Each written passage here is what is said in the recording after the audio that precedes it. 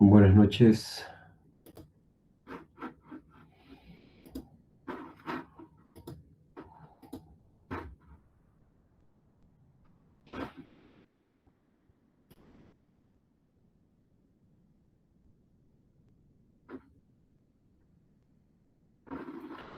Bien, vamos a dar inicio a la siguiente clase, donde ya vamos a ver, habíamos visto en la anterior lo que eran los patrones de alta y baja atenuación por radiografías. Ahora vamos a pasar a la parte de tomografía.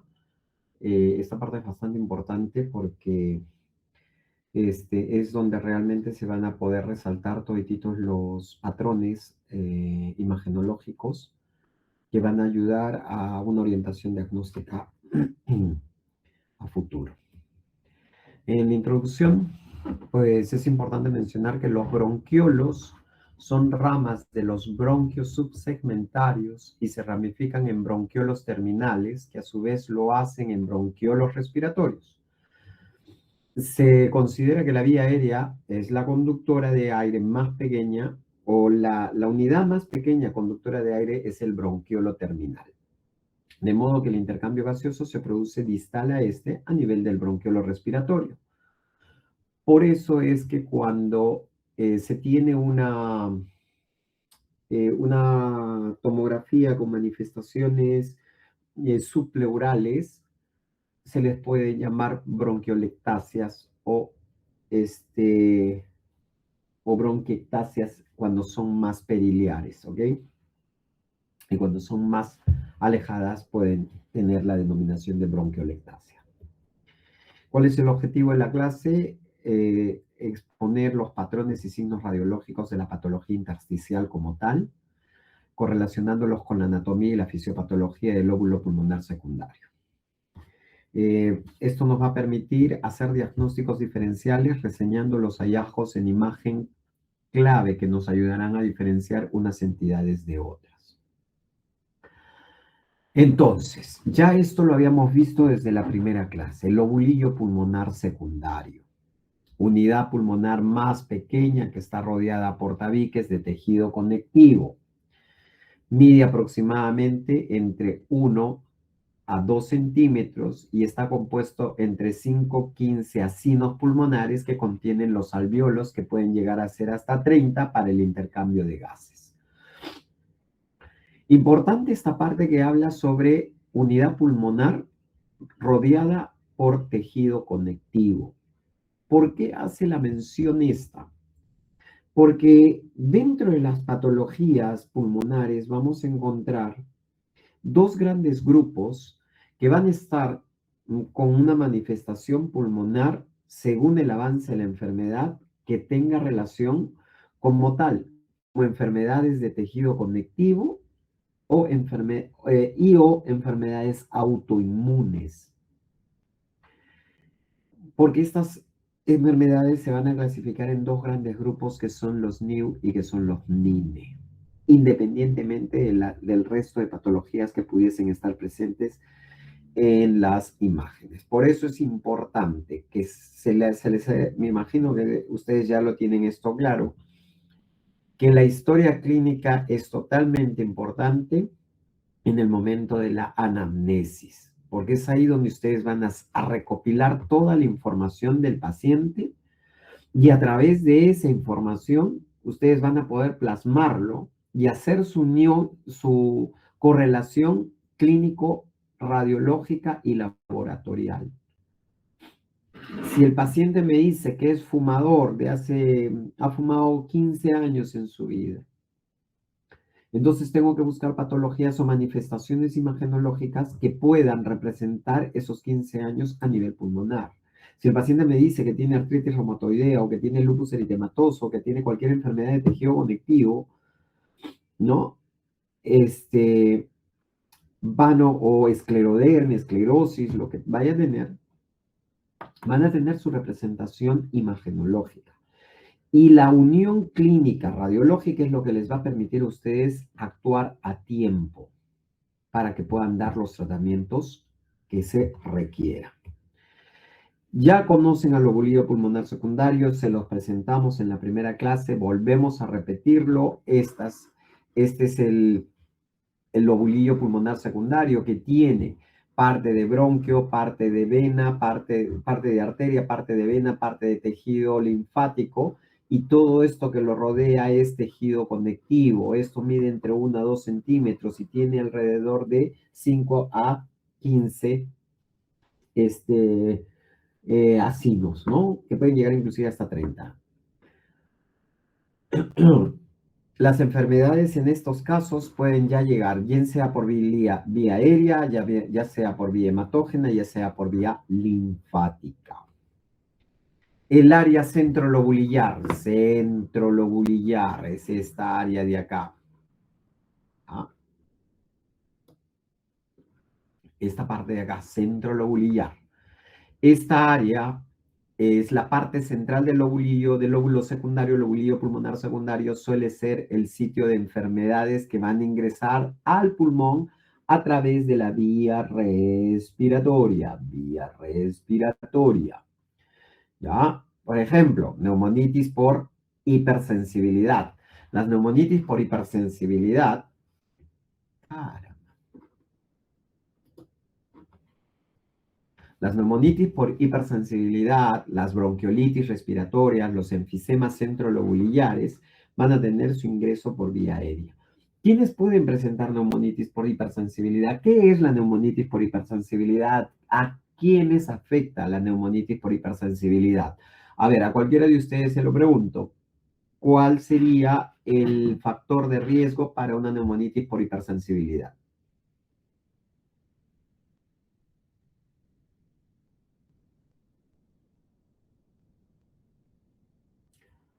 ¿Ser alérgico? Eh, no necesariamente. Hay asmáticos que es un proceso alérgico y que no necesariamente van a desarrollar neumonitis por hipersensibilidad, pero necesitas tener un factor de riesgo, un factor de contacto para que puedas adquirir una neumonitis por hipersensibilidad.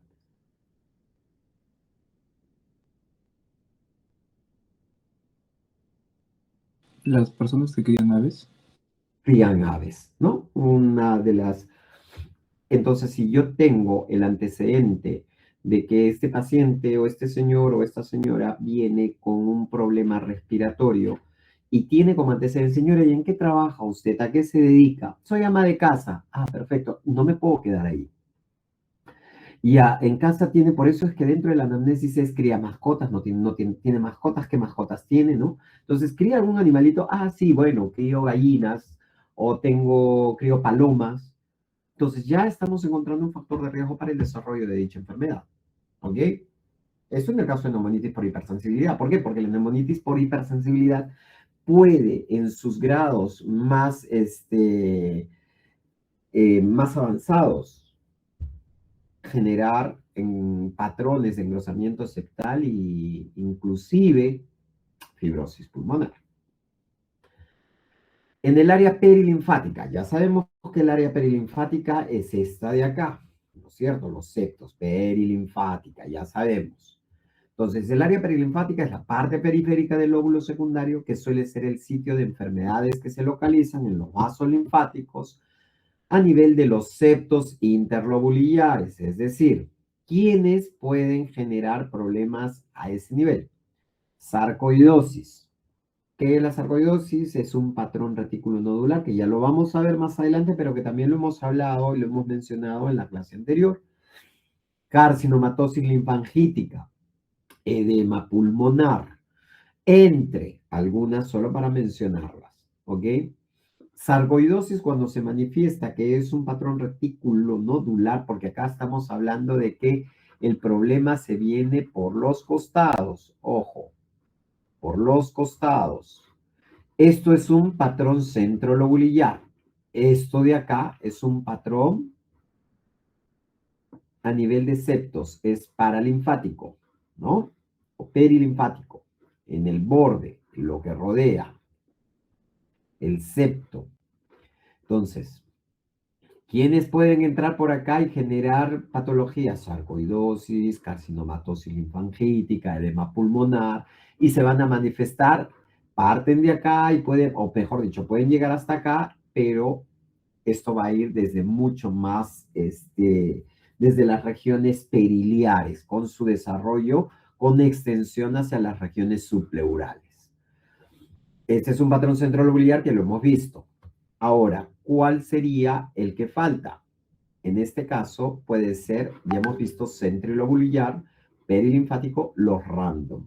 Y el random es que en la manifestación del parénquima pulmonar vamos a encontrar patrones centrolobulares y patrones perilinfáticos a nivel de los septos. Es decir, no va a tener, va a ser una combinación y van a tener representaciones símiles y que esto podría responder a la unión de no solo una patología, sino de otras patologías más o desencadenando unas complicaciones mucho más severas, como podría ser en futuro las fibrosis pulmonares. Pero para eso nosotros tenemos que hacer una disquisición principal si es que el patrón inicial es de una neumonía intersticial usual o si el patrón inicial es de una neumonía intersticial no específica o lo que se le llama NSIP. ¿Ya? En sus siglas en inglés. Entonces, en una tomografía de alta resolución, la básica interpretación es ¿qué patrón domina? ¿Es un patrón reticular? Un patrón reticular, ya lo hemos dicho, es cuando hay engrosamiento a nivel de los septos.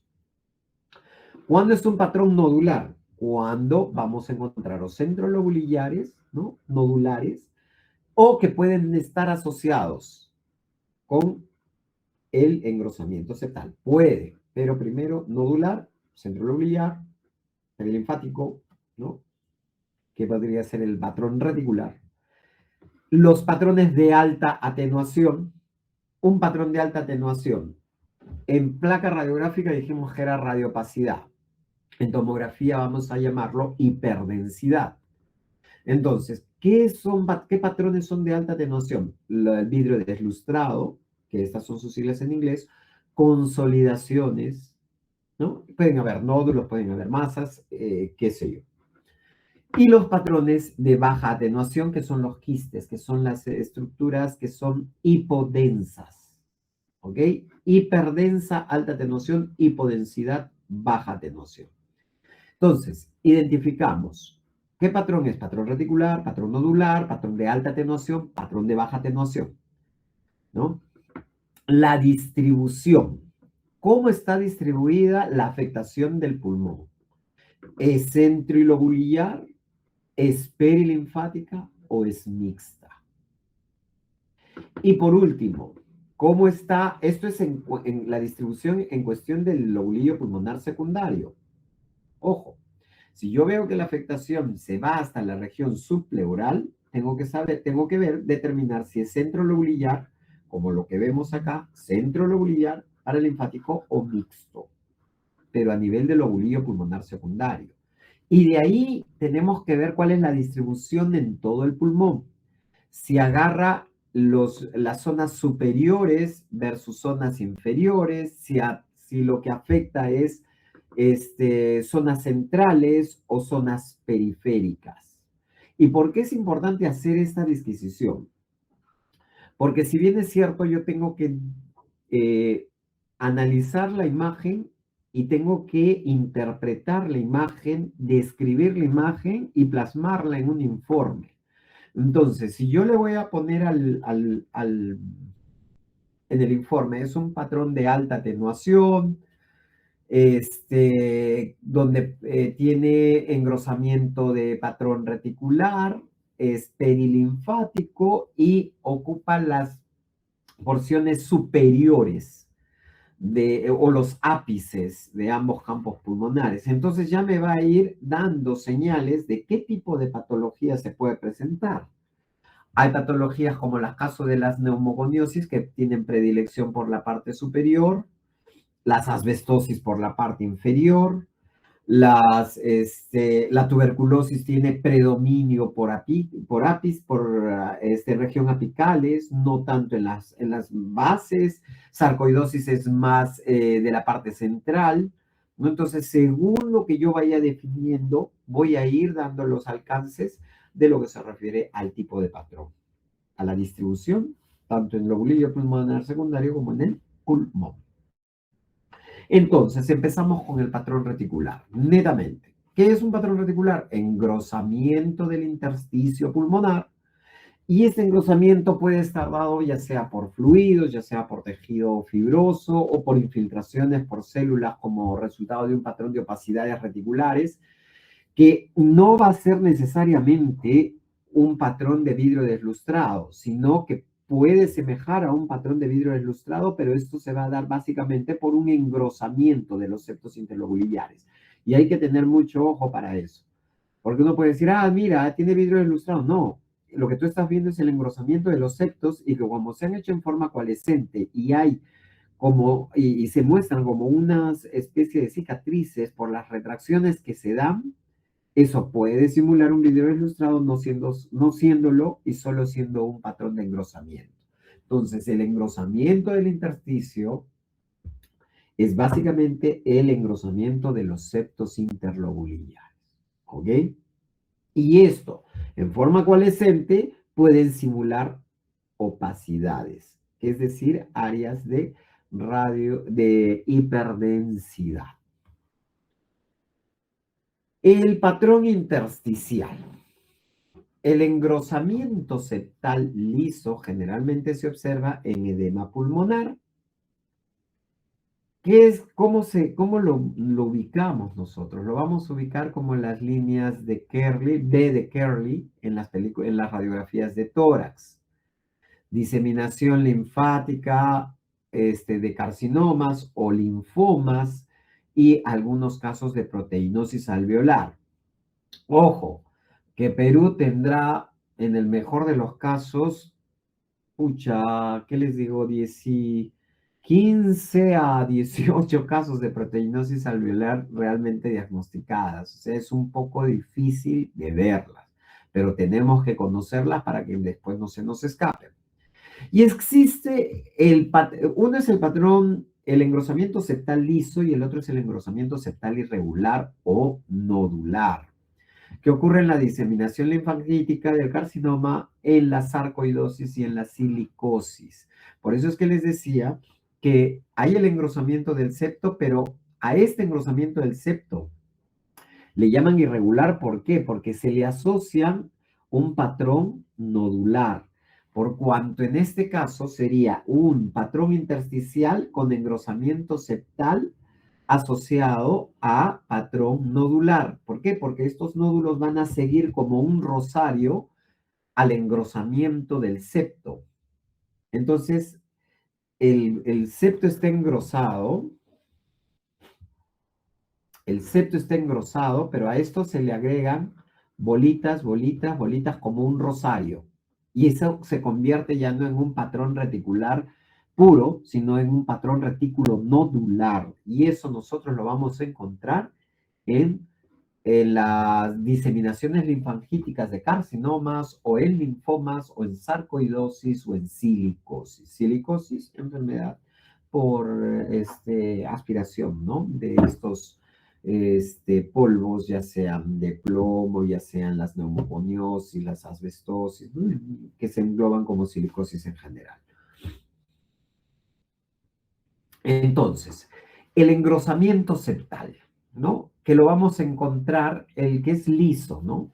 En carcinoma linfangítico, lo vamos a encontrar en edema intersticial pulmonar, que pueden estar en relación con falla cardíaca, en proteinosis alveolar. Y el irregular o nodular o mixto en el carcinoma, también en carcinoma linfangítico, ojo con esto, porque uno puede decir, oye, pero yo solo he visto que hay un engrosamiento. Sí, pero es que al inicio, la presentación de un carcinoma linfangítico puede estar dado netamente por un patrón reticular liso y no dejar de ser un carcinoma linfangítico.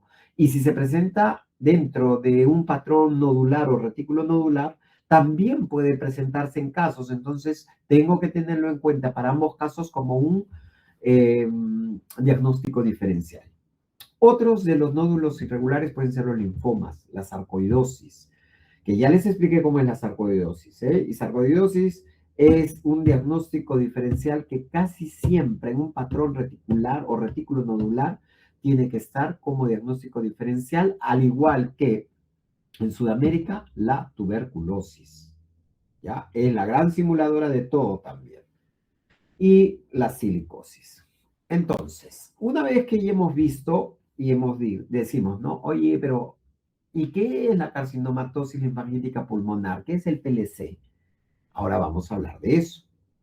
50% de los pacientes vamos a encontrar con engrosamiento septal, pero este engrosamiento septal en la carcinomatosis linfangítica se va a presentar en forma focal, es decir, va a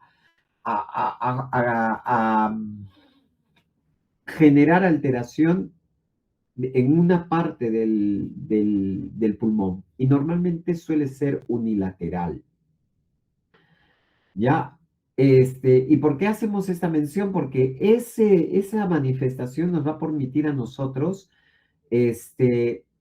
hacer la diferencia o la disquisición con otro tipo de causas de engrosamiento, como es el caso de la sarcoidosis. La sarcoidosis se va a agarrar en forma bilateral, empieza a periliar con proyección hacia las regiones subpleurales.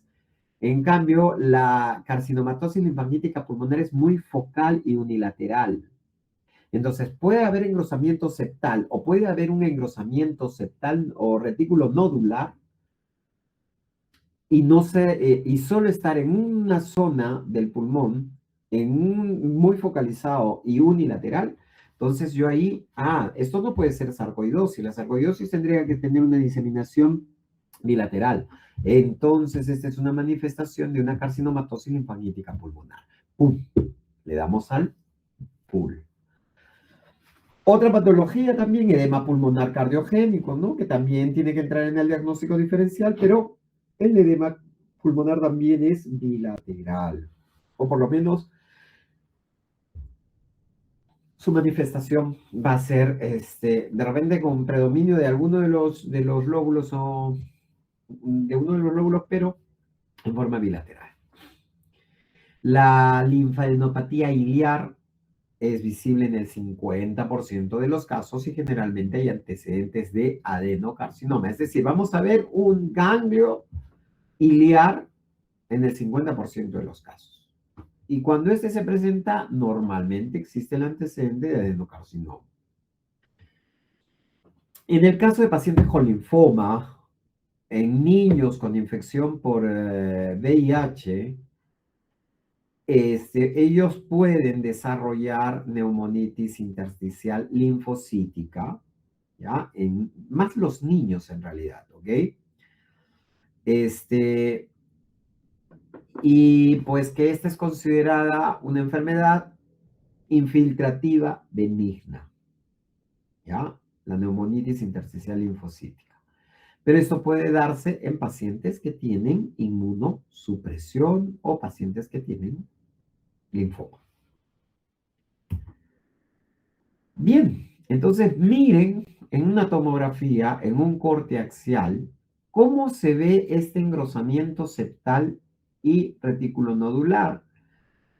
Y aparte, estamos viendo, ¿no?, que hay un compromiso de una imagen nodular en el campo pulmonar izquierdo. Y en el derecho, muy focalizado, se evidencia la imagen con un patrón reticular engrosado y que se ve como un patrón retículo nodular, que bien podría entrar en el diferencial de tuberculosis, solo que esto es muy focal. Y entonces, cuando hablamos de focal, que es unilateral, que en este caso, bueno, ya estamos viendo que hay una masa a este nivel que podría ser un adeno, ¿no? ¿Quién lo sabe? Pero estamos tratando de enfocar básicamente la manifestación unilateral que se presenta en una carcinomatosis linfangítica. Ojo con eso. El edema pulmonar cardiogénico, combinación, es un patrón combinado, engrosamiento septal y opacidad en vidrio esmerilado o vidrio deslustrado. El engrosamiento del intersticio peribroncovascular que se denomina manguito peribronquial, ¿ya? Que pueden ir asociadas también con engrosamiento de fisuras, que son frecuentes, ¿no? Vamos a tener, aparte de un corazón agrandado y que pudiera ir asociado con efusión pleural, ¿ok? Entonces, edema pulmonar cardiogénico, ¿hay un engrosamiento septal? Sí lo hay. ¿Hay patrón de vidrio esmerilado? También lo hay. Y el engrosamiento del intersticio normalmente es peribroncovascular. ¿Qué significa esto? Que en el trayecto de donde sale del ilio, recuerden que siempre va el bronquio, la parte linfática, la arteria y la vena. Por eso se le llama peribroncovascular, ¿ya? Y es ese engrosamiento el que va a ir acompañando al edema pulmonar cardiogénico. Es una manifestación del edema pulmonar cardiogénico. Por ejemplo, vidrio deslustrado. ¿A qué le llamamos vidrio deslustrado? Es una tomografía de tórax con contraste en corte axial donde vemos. Miren, cuando hablamos peribroncovascular. Ay, caray. Peribroncovascular. ¿Ven? Acá está el bronquio, acá está la arteria, vena y linfático. Peribroncovascular se ve que hay un engrosamiento, engrosamiento, engrosamiento, engrosamiento, engrosamiento y engrosamiento. Y esto que nosotros lo estamos viendo acá, que es como una nube, ¿no? A nivel del intersticio, que esto se ve como acá, como una nube, esto de acá, esto de acá, esto es el vidrio deslustrado. ¿Ok? Entonces, engrosamiento peribroncovascular que se asocia con vidrio deslustrado y obviamente vamos a buscar las atenuaciones o los factores que también encontremos una efusión pleural o que encontremos también un corazón agrandado, una cardiomegalia, más indicativo de que estamos frente a un edema agudo pulmonar. En el caso de las proteinosis alveolares, ya lo hemos dicho, o sea, la presentación de casos es bastante, es muy poca en realidad, ¿no? Es una rara enfermedad, es difusa, porque se va a caracterizar por un patrón que si bien es cierto, no es un patrón que te diga, es patognomónico de la proteinosis alveolar, no, porque se puede presentar en varios, pero es el crazy paving. Crazy paving o pavimento loco es una manifestación de las proteinosis alveolares. ¿Ya? Su etiología, pues, desconocida. Se caracteriza porque va a haber una acumulación del fosfolípido positivo a nivel alveolar. Que esto, tras unas muestras que se hagan con tinción ácido Schiffs, va a dar un derivado de un agente tenso activo. Entonces, causas no sabemos, pero sí se han encontrado en estudios la acumulación del fosfolípido positivo, ¿no? A nivel alveolar.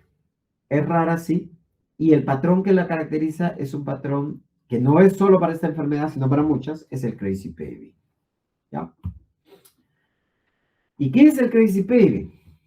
Es el engrosamiento septal. Vamos a ver, imagínense un pavimento loco que va a ir fusionando partes del parénquima pulmonar, afectándolo y marcando claramente como si fueran adoquines, ¿ya? Uno al lado del otro, y de repente viene una parte sana que la respeta, y de ahí otra parte que nuevamente empieza, y es como un empedrado. Es como un empedrado que se va viendo y que se van a ir asociando con vidrio, con opacidad en vidrio deslustrado. Esa es una primera manifestación. Voy a ver el engrosamiento septal.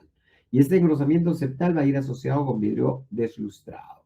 distribuciones irregulares. Por eso es que es un pavimento loco. Algunos lóbulos se afectan, otros se respetan. Y por eso les dicen la pavimentación loca o el crazy paving.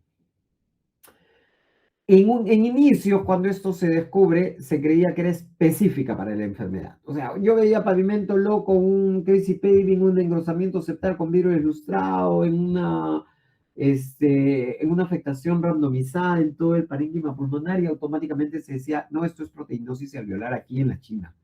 Pero no, porque se encontraron en otras enfermedades como en la neumocistis carini, neumonía por neumocistis carini, en carcinoma broncoalveolar, en sarcoidosis, pero en sarcoidosis hay algo que tenemos que recalcar, que la sarcoidosis normalmente es un patrón retículo nodular y que se ve como un rosario toditita la manifestación, ¿ok?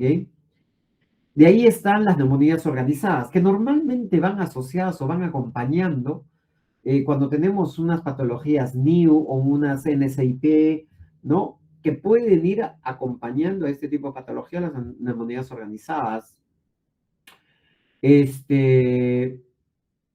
La neumonía intersticial no específica, el NSIP también es una manifestación que puede encontrarse como crazy paving, solo que en estos casos hay que buscar la asociación con alguna patología o enfermedad de tejido conectivo o una colagenopatía.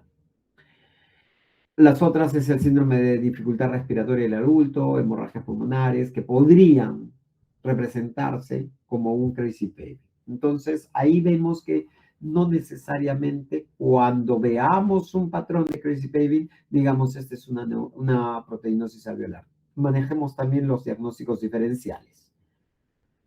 Miren acá el engrosamiento septal como adoquines, engrosamiento septal como adoquines, engrosamiento septal como adoquines, y todo lo que está dentro es un vidrio deslustrado y hay áreas que son respetadas. Este es parénquima sano, parénquima sano, parénquima sano, igual que acá hay un compromiso, engrosamiento septal, que lo hace como un adoquincito, ¿no? Acá arriba igual, engrosamiento septal asociado a vidrio deslustrado, pero hay partes que están totalmente respetadas. Entonces eso es lo que hace que sea como un pavimento loco, como un crazy paving. Y inmediatamente uno dice, ah, ya, esto puede ser, puede ser. Si se le hace una biopsia y le encontramos el fosfolípido positivo a nivel alveolar, decimos así, es una proteinosis alveolar. Bingo, eso hay que presentarlo como un reporte de caso o como una publicación inclusive, ¿no? Porque no hay muchos casos identificados. En Argentina creo que fueron algo de 32 casos o algo así, no más de esto, si es que estoy exagerando un poco en la cifra. Pero importante hacer el reconocimiento de qué es el patrón de crazy paving. Es un pavimento loco, respeta áreas pulmonares y otras son afectadas por el engrosamiento septal y el vidrio deslustrado. Los patrones de Hoyne-Cohn, que esto lo vamos a ver más adelante todavía, ¿ya? Pero tenemos que mencionarlo. Un patrón de Hoyne-Cohn, el panal de abeja, ¿no? Representa el segundo patrón reticular reconocible por tomografía de alta resolución. ¿Y qué es este Hoyne-Cohn? Es la apariencia quística. Es un patrón donde en realidad este ya va a ser de baja atenuación. ¿Por qué? Porque lo que va a formar el parénquima pulmonar va a estar destruido. Estos quistes van a reemplazar el parénquima pulmonar y es irreversible el daño. ¿Ya? Entonces, cuando vemos lesiones quísticas, ya tenemos que ir pensando en otro tipo de patología que en las anteriores hemos mencionado a las NSIP, ¿no? O NINE, y en este caso a las NIU o las UIP, neumonía intersticial usual. ¿Ya? Que es una de las patologías o patrones que se caracterizan por la afectación pulmonar con formación de quistes. Es como un panal de abeja. ¿Ya? Entonces, desde el punto de vista patológico, este patrón de panalización se define por la presencia de pequeños espacios quísticos. revestidos por epitelio bronquiolar con paredes engrosadas compuestas de tejido fibroso denso. ¿Qué significa esto? Que cuando hay la presencia de este patrón de panal o panalización, tenemos que hacer primero la disquisición si esta panalización es netamente subpleural o se confunde con bronquiolectasias que se pueden dar por dilatación de los bronquios que no tienen un compromiso subpleural. Entonces, en este caso específico de patrón de panalización, son de presentación subpleural, ¿ya?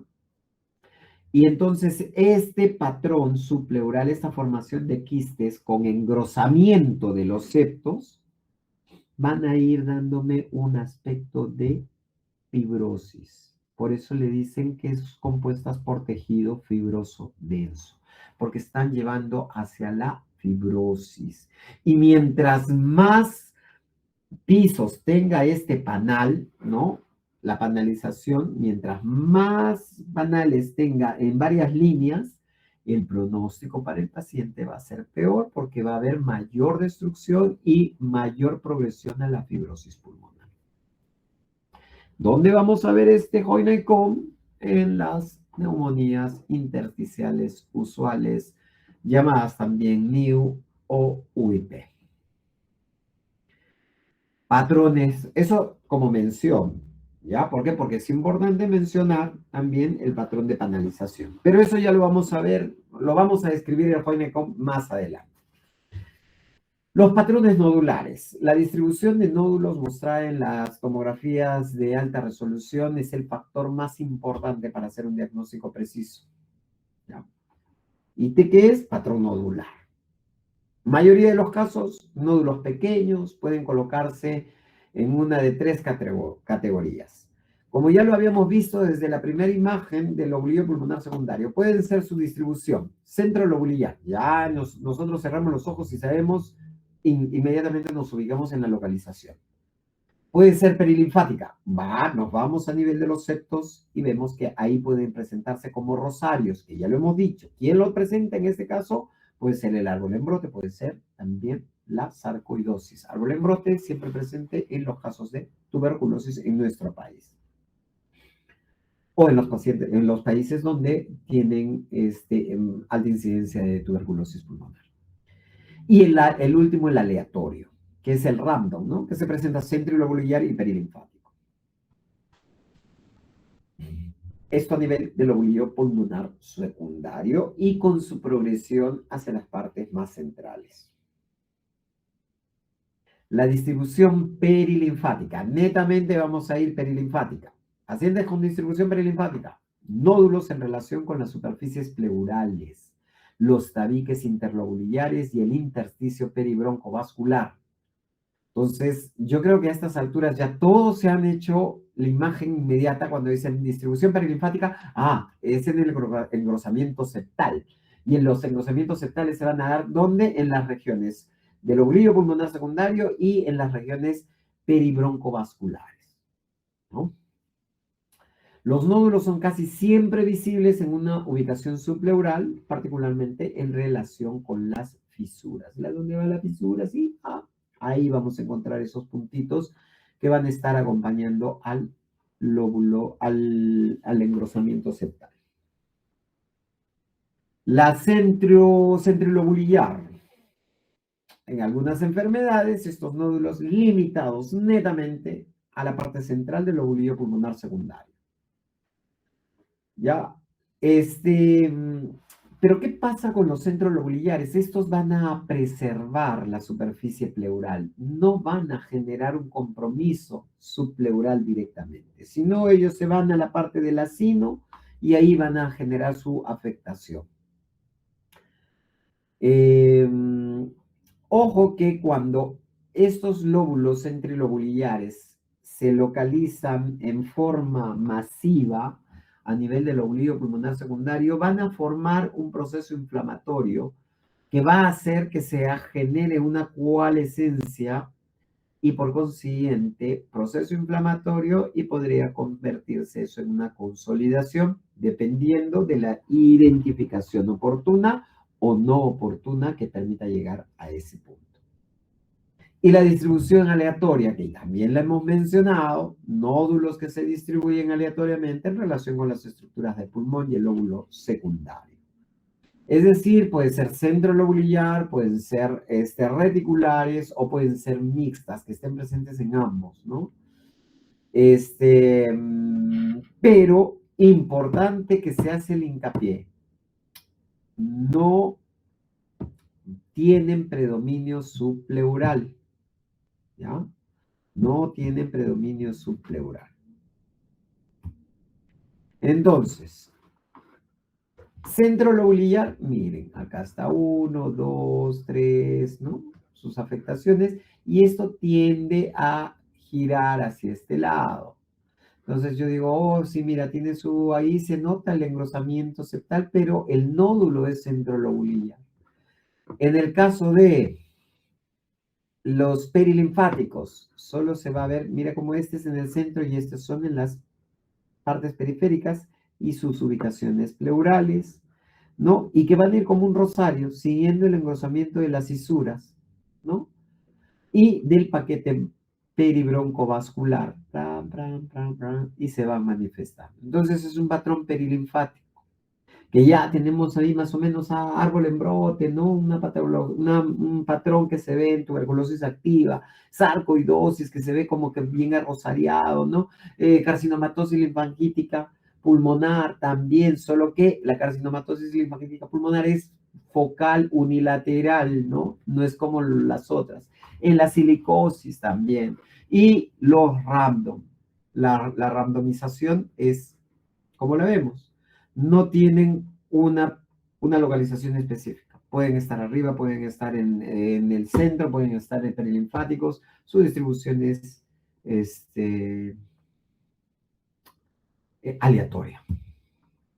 Entonces, cuando nosotros encontramos múltiples nódulos, tenemos que ver, ¿estos nódulos son pleurales o no son pleurales?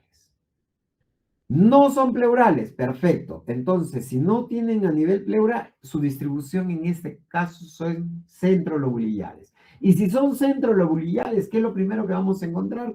¿Qué es lo primero que vamos a sospechar como diagnósticos diferenciales? Neumonitis por hipersensibilidad. Esa neumonitis por hipersensibilidad, vamos a preguntarle, señora, ¿cría aves? ¿Usted tiene estado en contacto con aves? O no crío aves, pero en mi casa el techo está lleno de palomas. Y desarrolló una neumonitis por hipersensibilidad. ¿Qué tiene que hacer? Alejar al factor de riesgo, recibir el tratamiento y solución el problema.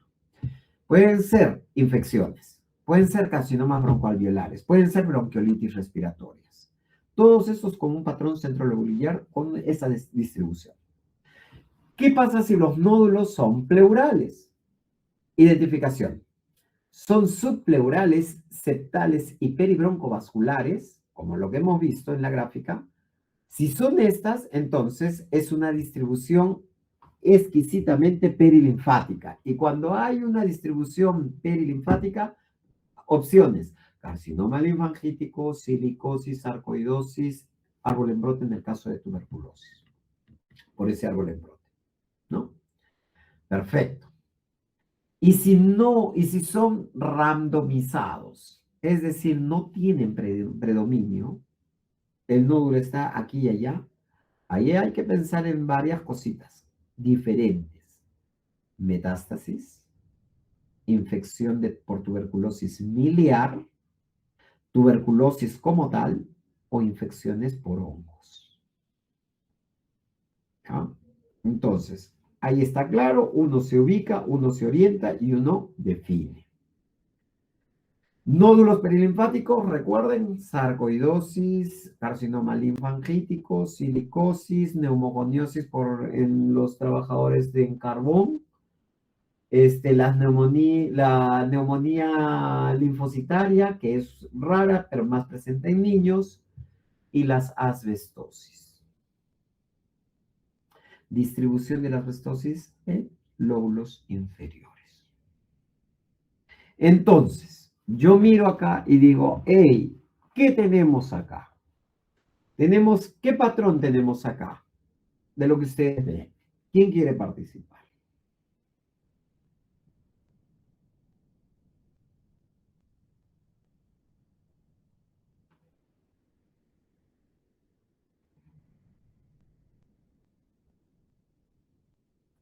Listo. Ya.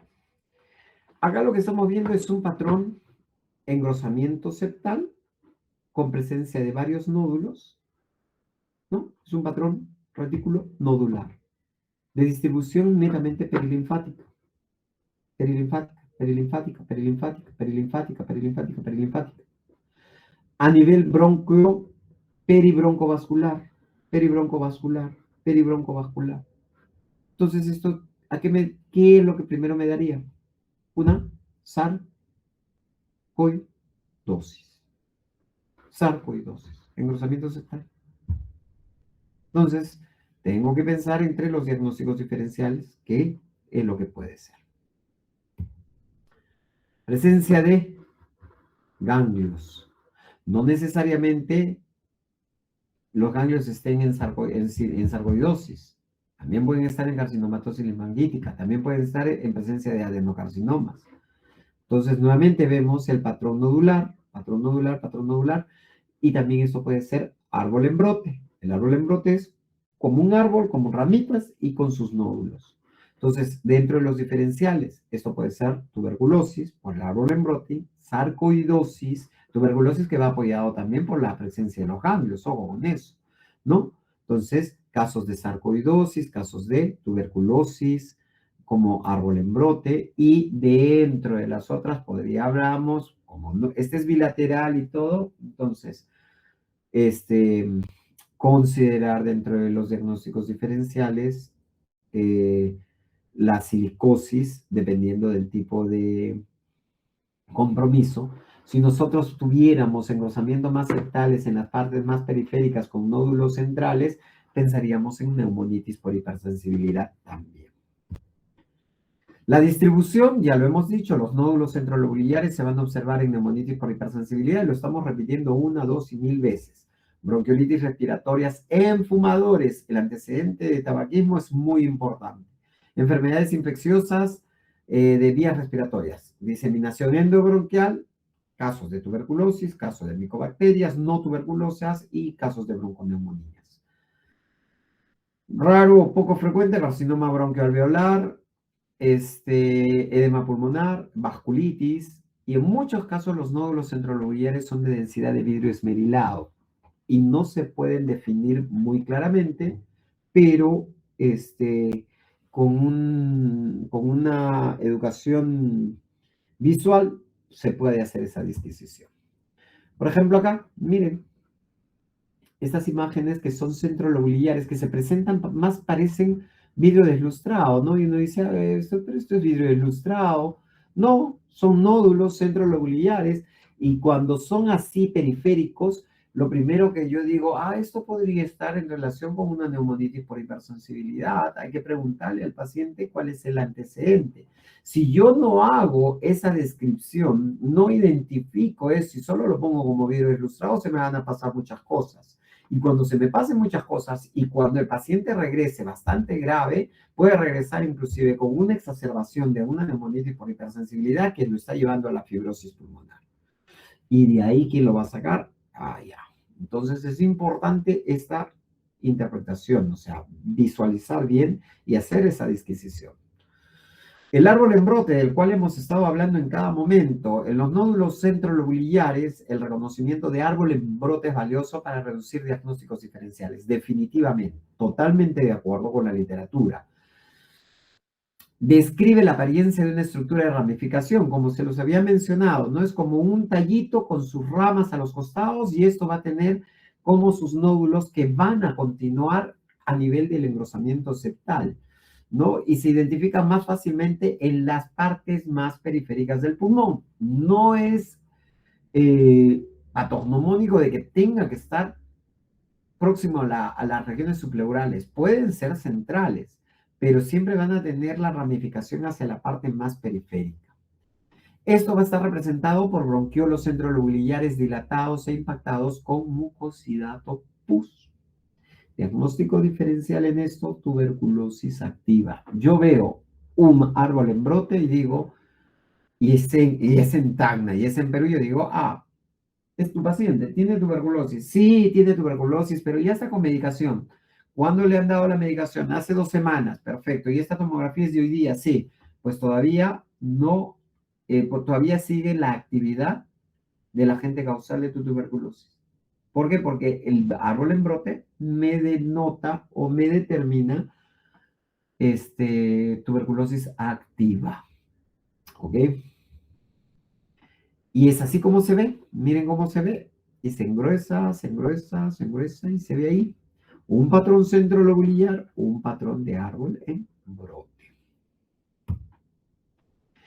En infecciones, tuberculosis.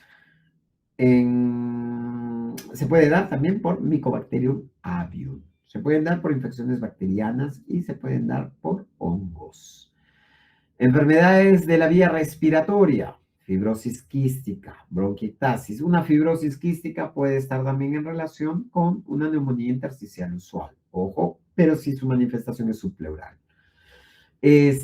Aspergillus, los hongos, ¿no? La aspergillosis, que nos van a dar más de una manifestación a nivel del pulmón, inclusive se pueden presentar hasta micetomas y varias cosas a ese nivel, ¿no? Y neumonías por aspiración. Miren, qué lindo se ve, ¿ven? Y acá, 1, 2, 3, 4, patrón, engrosamiento reticular y su presencia de las partes más distales como brotes, por eso se le llama árbol en brote. ¿Qué nos da?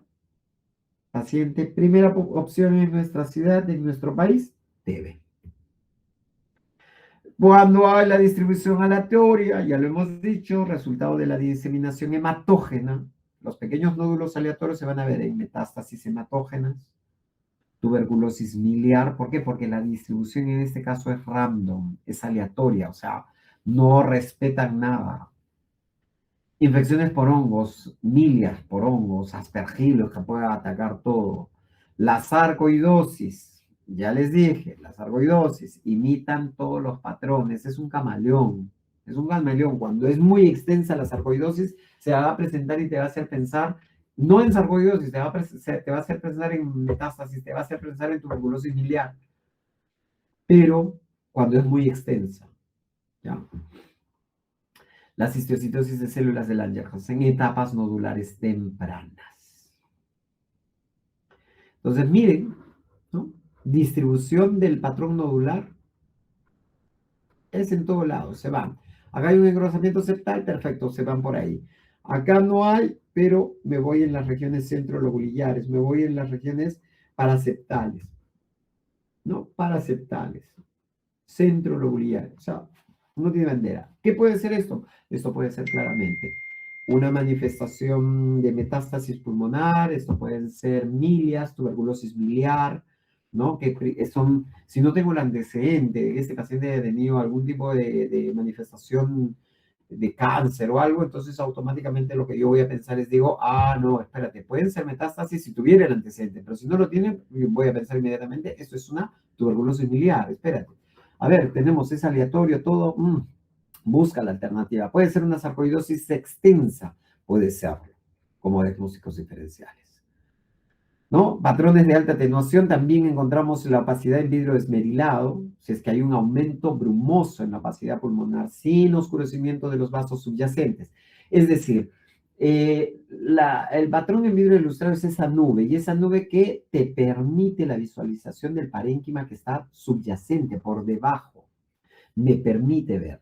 A diferencia de la consolidación no me va a dejar ver nada, pero el vidrio ilustrado sí. Veo el recorrido de los vasitos, veo el engrosamiento o la manifestación reticular que pueda tener, pero me permite verlo. No sin eso, estar presente el vidrio ilustrado como un patrón que indique proceso inflamatorio. ¿Ya? Y cuando hay una consolidación, que ya es una radiopacidad muy marcada, que no me permite la visualización de la parte posterior, ¿no? y esa va a ser puede estar asociada a la obstrucción de vasos, y es más, o sea, no me va a dejar visualizar nada de lo que esté abajo porque ya es algo consolidativo. ¿Ok?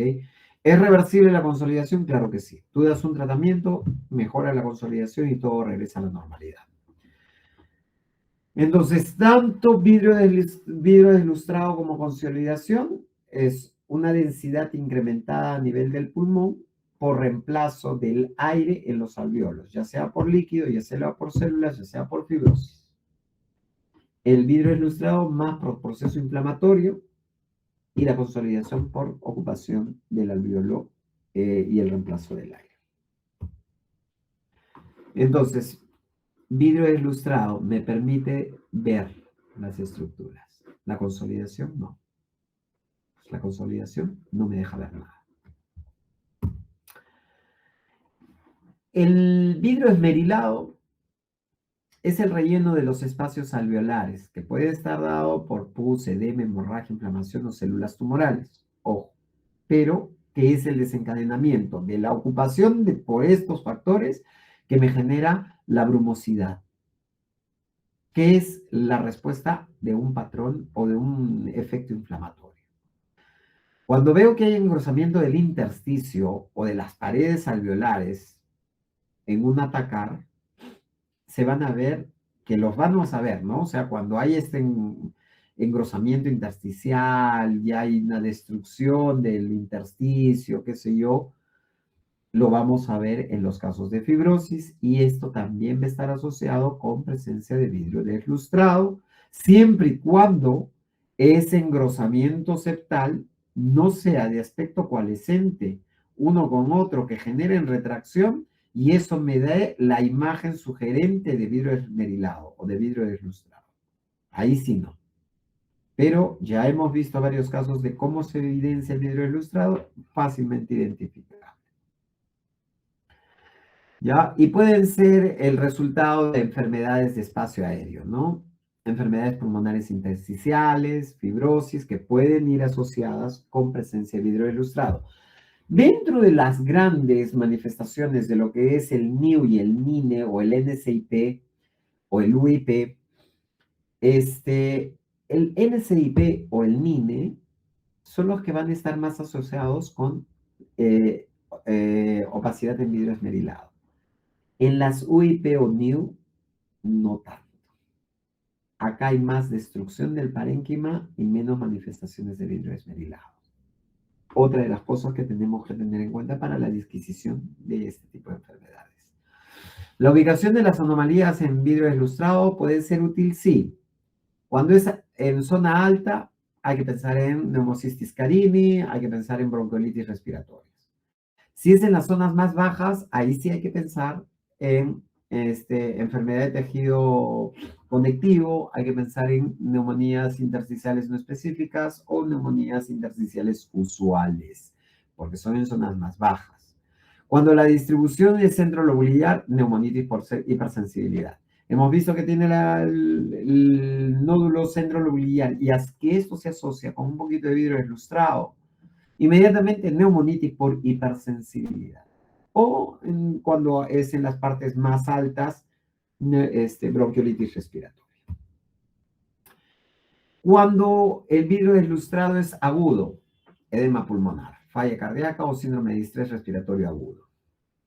En hemorragias pulmonares, en neumonías, ya sea por neumocistis carini, por micoplasmas, por algunos virus, o en neumonías agudas eosinofílicas, o en hipersensibilidad, neumonitis por hipersensibilidad aguda. ¿Ya? En estos casos, la manifestación es aguda del vidrio deslustrado. Cuando es crónica, cuando permanece por mucho tiempo, cuando está presente continuamente, es también por neumonitis por hipersensibilidad, pero una neumonitis por hipersensibilidad bastante avanzada. ¿Ya? Neumonías organizadas, organizativas, en neumonías crónicas eosinofílicas, en casos de proteinosis alveolar, que ya es raro verlas, pero tenemos que tenerlo en cuenta dentro de nuestros diagnósticos diferenciales. En pulmones fibrosados, cuando ya sea el UIP o la NSIP, que no hayan sido identificadas, que no hayan sido tratadas, que no hayan sido sospechadas en el momento en que el paciente llegó a la consulta, también puede darse, y en los carcinomas bronquioalveolares. El carcinoma de células bronquioalveolares puede presentarse como un nódulo solitario o una masa en el 40% de los pacientes, puede presentarse como consolidaciones focales o difusas en el 30%, y pueden presentarse nódulos centrolobulares difusos mal definidos en el 30% debido a la diseminación endobronquial. ¿Ya? Carcinoma de células broncoalveolares, BAC. Normalmente con un nódulo solitario. Miren, ¿no? Nódulo solitario, presente, engrosamiento septal, vidrio deslustrado, peribroncovascular, y ahí está. Entonces se cumple. Nódulo solitario, 40% de los casos. Consolidación focal o difusa. Puedes hacer una consolidación focal o difusa. Puedes, acá este es el vidrio deslustrado, ¿no? Dice nódulos centrolobulares difusos mal definidos debido a la diseminación bronquial. Sí, pues, sí, en efecto. Pueden haber ahí, pam, pam, presencia de estos nódulos, nódulos, ¿no? Que están ahí. Entonces, una patología es normalmente una masa solitaria con estas manifestaciones. Encontramos esta otra patología y miren, qué bonita se ve, ¿no? Vemos que, empezando nomás, ¿no? ¿Se respeta la región subpleural? ¿Se respeta la región subpleural? Sí. ¿El daño es homogéneo? Sí, es homogéneo, es bilateral, no es heterogéneo. ¿Estas serán quistes? No, estos son bronquiolectasias, porque si seguimos el recorrido, se va hacia la parte del bronquio, bronquiolectasias. Entonces, dentro del patrón principal, y que tenemos un poco de vidrio deslustrado, esta será una NSIP. Hay que buscarle cuál es el apellido, si está en relación con una enfermedad de tejido conectivo o no. Pero ya estamos viendo que tiene estas manifestaciones y que no hay un compromiso subpleural, es decir, no hay una panalización, ni aquí ni allá. Pero acá sí te vemos que son nódulos centrolobulares, ¿no? Centrolobulares, lo que a mí me haría sospechar en este caso de acá en una neumonitis por hipersensibilidad. Una neumonitis por hipersensibilidad que no fue identificada, no fue diagnosticada, dijeron, ah, sí, vidrio ilustrado, proceso inflamatorio y queda ahí, y que pase el tiempo y empieza a presentar todo este tipo de manifestaciones. Es decir, esta neumonitis por hipersensibilidad ha pasado a ser una neumonitis con proyección a la fibrosis pulmonar. NINE.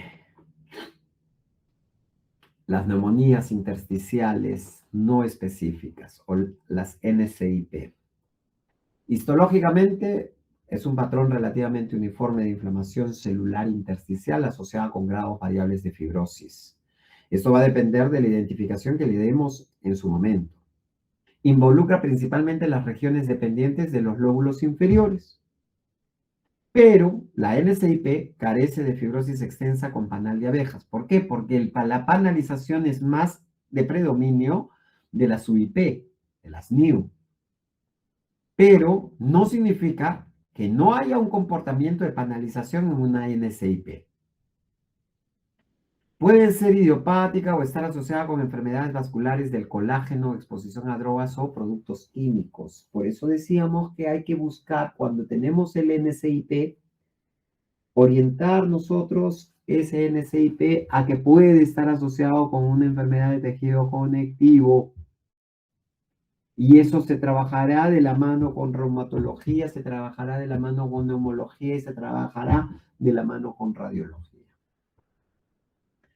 El pronóstico en los casos de las NCIP, según el compromiso pulmonar, es bueno. Pueden responder al tratamiento ya sea con corticosteroides o dependiendo de la enfermedad que esté adjunta a la manifestación de NSIP, ya lo que no ocurre en las UIP o en las NIU. Que cuando empieza a presentarse el cuadro de panalización, ese cuadro de panalización es irreversible, hay una destrucción del parénquima con un reemplazo de estas lesiones de aspecto quístico. Entonces, entre la NSIP y la NIU, el que tiene mejor pronóstico es NSIP, ¿no? O NSIP o NINE que el NIU o UIP. Entonces, miren, compromiso que no llega a ser subpleural. Hay un poquito de vidrio ilustrado, sí. Hay un incremento, engrosamiento de la pared bronquial, hay un engrosamiento de las regiones peribroncovasculares, hay presencia de vidrio ilustrado, engrosamientos septales, que pueden llegar, si no son bien identificados en el transcurso, a generar estas bronquiectasias y estas bronquiolectasias, porque son casi subpleurales, pero no hay una manifestación propia dicha de NSI, de una NIU o de un patrón de panalización. Veo vidrio ilustrado, veo bronquiectasias, veo bronquiolectasias y un patrón de vidrio ilustrado y automáticamente yo digo, ah, esta es una NSIP, a ojo cerrado. ¿Ok? Las atenuaciones en mosaico es otro tipo de patrón también que se utilizan para describir las diferencias de densidad entre áreas pulmonares afectadas y no afectadas. Cuando la opacidad de vidrio esmerilado se presenta como atenuación de mosaico, hay que considerar procesos infiltrantes adyacentes al pulmón normal o un pulmón normal que aparece relativamente denso adyacente al pulmón con atrapamiento de aire o pulmones hiperfundidos adyacentes al pulmón cardiogénico, debido a una enfermedad tromboembolítica crónica o pudiese darse el caso. En mosaico, como su mismo nombre lo dice, son como mosaicos. Es decir, miren, así como mosaicos, mosaicos, mosaicos, mosaicos, pero estos mosaicos son de patrón en vidrio deslustrado. Hay partes que están respetadas y hay partes que no. Pero ¿cómo digo yo, doctor, entonces que es un patrón en crazy paving y un patrón en mosaico? Si también es aleatoria la afectación, porque en el patrón de crazy paving lo que prioriza es el engrosamiento septal. Por eso es como pavimento loco. En este caso es como mosaicos. ¿Por qué? Porque hay partes que están afectadas y hay partes que no lo están. Bien. Yo creo que vamos a quedarnos en neumonitis por hipersensibilidad. No sé si al momento tienen algún tipo de pregunta.